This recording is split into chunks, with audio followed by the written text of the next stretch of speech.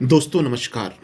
आज आपके लिए लाया हूँ राजस्थान का एकीकरण और उसमें कौन कौन सी बाधाएं आई थी वो। तो राजस्थान का जब एकीकरण किया गया था उससे पहले जो बाधाएं आई थी उनमें अलवर व भरतपुर में मेव जाति की समस्या, साथ ही गांधी जी की हत्या में अलवर राज्य का नाम आते ही उन्हें स्वतंत्र छोड़ा जाना ठीक नहीं था। जोधपुर नरेश हनुमंत सिंह पहले से ही पाकिस्तान के साथ संपर्क में थी और वो पाकिस्तान में मिलना चाहते थे। धौलपुर व भरतपुर स्वतंत्र ब्रज प्रदेश का निर्माण करना चाहते थे। मेवाड़ अपनी ऐतिहासिक विशिष्टता के कारण अपना अलग ही अस्तित्व रखना चाहता था और बाकी राज्य अगर मेवाड़ में आना चाहते तो वो आ सकते थे। बीकानेर सीमावर्ती प्रदेश होने के कारण महत्वपूर्ण था। यद्यपि संविधान निर्मात्री सभा में बीकानेर का प्रतिनिधित्व था, फिर भी शासक अपना स्वतंत्र अस्तित्व बनाए रखने का इच्छुक था। मेवाड़ महाराणा भूपाल सिंह ने 25 व 26 जून 1948 को राजस्थान, गुजरात, मालवा के राजाओं का सम्मेलन बुलाया, जिसमें लगभग 22 राजा महाराजा शामिल हुए, जिसमें राजस्थान यूनियन बनाने का सुझाव दिया गया। कोटा महारावल, कोटा, बूंदी और झालावाड़ का एक संयुक्त हाड़ौती प्रदेश बनाने की इच्छा रखते थे। डूंगरपुर के शासक लक्ष्मण सिंह भी बांगड़ राज्य बनाना चाहते थे। डूंगरपुर, बांसवाड़ा और प्रतापगढ़ को मिलाकर 5 जुलाई 1947 को सरदार वल्लभ भाई पटेल के नेतृत्व में रियासती विभाग की स्थापना हुई। विभाग के सचिव वीपी मेनन को बनाया गया। राजस्थान के एकीकरण के प्रथम चरण में मत्स्य संघ का निर्माण हुआ 18 मार्च 1948, जिसमें 4 रियासतें और एक ठिकाने को मिलाया गया। 4 रियासतों में अलवर, भरतपुर, धौलपुर और करौली, और साथ में ठिकाना नीमराणा अलवर का था। कैम मुंशी की सिफारिश पर प्रथम चरण का नाम मत्स्य संघ रखा गया। इसकी राजधानी अलवर को बनाई गई। इसके राज प्रमुख धौलपुर महाराजा उदयभान सिंह को बनाया गया। उपराज प्रमुख करौली नरेश गणेश पाल देव, इसके प्रधानमंत्री अलवर के शोभाराम कुमावत को बनाया गया। उप प्रधानमंत्री गोपीलाल यादव और श्री जुगल किशोर चतुर्वेदी को बनाया गया। जुगल किशोर चतुर्वेदी के बारे में आपको बता दें कि इन्हें दूसरा जवाहरलाल नेहरू कहा जाता है। मत्स्य संघ का उद्घाटन एनवी गाडगिल, नरहरि विष्णु गाडगिल ने किया था। मत्स्य संघ का क्षेत्रफल 12,000 वर्ग किलोमीटर, इसकी जनसंख्या 18 लाख और वार्षिक आय 2 करोड़ रुपए थी। मत्स्य संघ के प्रधानमंत्री शोभाराम कुमावत के मंत्रिमंडल में श्री भोलानाथ अलवर, श्री जुगल किशोर चतुर्वेदी भरतपुर, श्री चिरंजीलाल शर्मा करौली और डॉक्टर मंगल सिंह धौलपुर सम्मिलित थे। देश के विभाजन के समय भारतीय उपमहाद्वीप में भीषण सांप्रदायिक दंगे भड़क उठे थे। अलवर और भरतपुर भी दंगों से बच नहीं पाए। अलवर के दीवान बीएन खरे, जो कि हिंदू महासभा के अध्यक्ष भी रह चुके थे, भारत सरकार को ऐसी शिकायत मिली कि दंगों को भड़काने में स्वयं अलवर प्रशासन का हाथ है। शासक तेज सिंह और बीएन खरे भी संदिग्धों की सूची में थे। इसी बीच 30 जनवरी 1948 को दिल्ली में हिंदू महासभा के नाथूराम गोडसे ने महात्मा गांधी की हत्या कर दी। षड्यंत्र में कतिपय लोगों को पनाह देने एवं उनका साथ देने का आरोप में अलवर नरेश तेज सिंह व उनके सचिव बीएन खरे पर आरोप लगे। उन्हें 7 फरवरी को नजरबंद कर लिया गया।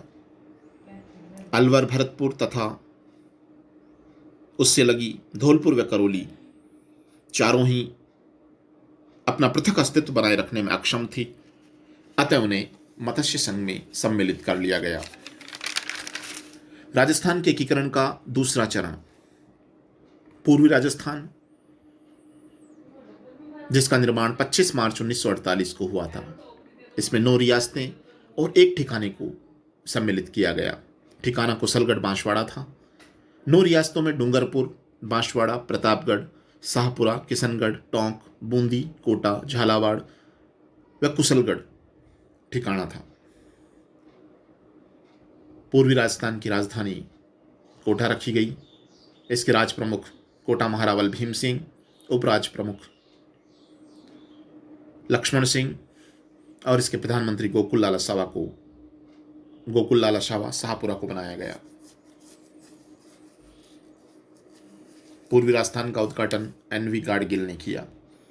किशनगढ़ और शाहपुरा के अजमेर में विलय के प्रस्ताव रद्द हो जाने के बाद रियासती विभाग ने दक्षिण और दक्षिणी पूर्वी राजस्थान के छोटे छोटे राज्यों के एकीकरण हेतु 3 मार्च 1948 को कोटा, बूंदी, झालावाड़, टोंक, डूंगरपुर, बांसवाड़ा, प्रतापगढ़, किशनगढ़ व शाहपुरा मेवाड़ की आनाकानी के कारण अभी उसे शामिल नहीं किया गया। पूर्वी राजस्थान का प्रमुख कोटा महारावल को बना देने से बूंदी नरेश नाराज हो गए, क्योंकि उनका मानना था कि कोटा बूंदी की छुटभैया हैं या उनसे छोटे हैं। अतः बूंदी महारावल चाहते थे कि राज प्रमुख मेवाड़ महाराजा ही बने। बांसवाड़ा के महारावल ने, जो कि चंद्रवीर सिंह थे, उन्होंने विलय पत्र पर हस्ताक्षर करते हुए कहा था कि मैं अपने डेथ वारंट पर हस्ताक्षर कर रहा हूं। मेवाड़ अपनी प्राचीनता और 1300 वर्षों के प्राचीन गौरव के कारण अपना पृथक अस्तित्व एवं प्रतिष्ठा चाहते थे। मेवाड़ के प्रधानमंत्री सर राम मूर्ति और महाराणा संयुक्त राजस्थान में नहीं मिलना चाहते थे। इस पर मेवाड़ प्रजामंडल के प्रमुख नेता और संविधान निर्मात्री परिषद के सदस्य माणिक्यलाल वर्मा ने दिल्ली में एक वक्तव्य जारी किया। मेवाड़ की 20 लाख जनता के भाग्य का फैसला अकेले महाराणा और उसके प्रधानमंत्री सर राम मूर्ति नहीं कर सकते। प्रजामंडल की यह स्पष्ट नीति है कि मेवाड़ अपना अस्तित्व समाप्त कर राजपूताना प्रांत का अंग बन जाए। जनता के हितों को ध्यान में रखते हुए उसे अविलंब प्रस्तावित संयुक्त राजस्थान में मिल जाना चाहिए। महाराणा की 6 मार्च 1948 की घोषणा के अनुसार प्रजामंडल और सरकार के बीच मंत्रिमंडल को पुनर्गठित करने की चर्चा हुई। समझौते के अनुसार रियासत में प्रजामंडल की बहुमत वाले मंत्रिमंडल का निर्माण होगा, जिसमें महाराणा द्वारा नियुक्त दीवान के अतिरिक्त 7 सदस्य होंगे। इनमें प्रधानमंत्री सहित 4 सदस्य प्रजामंडल के और 2 सदस्य मेवाड़ क्षत्रिय परिषद द्वारा नामजद होंगे। निर्दलीय सदस्य के रूप में मोहन सिंह मेहता का सुझाव दिया गया। मेहता उस समय वित्त मंत्री थे। प्रजामंडल के सदस्य 1942 में विद्यार्थी आंदोलन को तोड़ने में मदद करने के कारण मोहन सिंह मेहता से नाराज थे। प्रजामंडल और रियासत के महाराणा के बीच अहम की लड़ाई चल रही थी। राजनीतिक संकट से छुटकारा पाने के लिए 23 मार्च 1948 को मेवाड़ के संयुक्त राजस्थान में शामिल होने की सूचना भारत सरकार को भेजते हुए उद्घाटन की तारीख 25 मार्च को आगे बढ़ाने का आग्रह किया, पर कोटा महारावल भीम सिंह नहीं माने। अतः पूर्व निर्धारित कार्यक्रम के अनुसार गोकुल लाला सावा को प्रधानमंत्री बनाया गया और एनवी गाडगिल ने विधिवत पूर्वी राजस्थान का उद्घाटन किया, परंतु मंत्रिमंडल के गठन का कार्य स्थगित रखा। मेवाड़ का संयुक्त राजस्थान में विलय। मेवाड़ ने संयुक्त राजस्थान के विलय पर भारत सरकार के समक्ष 3 मांगे रखी। पहला, महाराणा मेवाड़ को संयुक्त राजस्थान का वंशानुगत राज प्रमुख बनाया जाए। दूसरा, मेवाड़ महाराणा को 20 लाख वार्षिक प्रीव्यू पर्स के रूप में दिए जाए। तीसरी मांग, उदयपुर को संयुक्त राजस्थान की राजधानी बनाया जाए। भारत सरकार ने कोटा, डूंगरपुर और झालावाड़ के शासकों से वार्ता की। रियासती विभाग ने यह पहले ही तय कर लिया था कि रियासत के शासक को प्रीव्यू पर्स की राशि 10 लाख रुपए से अधिक नहीं दी जाएगी। मेवाड़ महाराणा को 10 लाख रुपए प्रीव्यू पर्स और साथ में 5 लाख रुपए वार्षिक राज प्रमुख भत्ता और 5 लाख रुपए मेवाड़ी परंपरा के अनुसार धार्मिक खर्च हेतु दिया जाना सुनिश्चित हुआ। उनकी दूसरी मांग के अनुसार महाराणा को संयुक्त राजस्थान का आजीवन राज प्रमुख बना दिया, न कि वंशानुगत। तीसरी मांग पूरी की गई, उदयपुर को संयुक्त राजस्थान की राजधानी बना दिया गया। 11 अप्रैल 1948 को महाराणा ने विलय पत्र पर हस्ताक्षर किए। मेवाड़ प्रजामंडल के प्रमुख माणिक्यलाल वर्मा को संयुक्त राजस्थान का प्रधानमंत्री बनाया गया। 18 अप्रैल 1948 को संयुक्त राजस्थान के महत्व को बरकरार रखने के लिए देखते हुए पंडित जवाहरलाल नेहरू ने इसका उद्घाटन किया। मंत्रिमंडल में गोकुललाल अशावा, शाहपुरा, प्रेम नारायण माथुर, भूरेलाल बया, मोहनलाल सुखाड़िया, भोगीलाल पांड्या, डूंगरपुर, अभिन्न हरे कोटा, ब्रिज सुंदर शर्मा, बूंदी।